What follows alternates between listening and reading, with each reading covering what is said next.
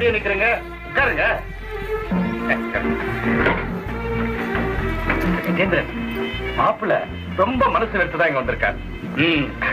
Apple juice சாப்பிடுங்க. Please. வீட்டுல இருக்கவங்க கொஞ்சம் அட்ஜஸ்ட் பண்ணி நடந்ததானே. ஏண்டா இங்க வந்து ஏதாவது முறையிட்டியா? அது ஒரு குற்றமா? இந்த உலகத்துல இதுதான் நியாயமா, எல்லாமே தப்பு தர்மா தான் வருது. பாவம், அவர் மனசு எவ்வளவு வேதனைப்பட்டது.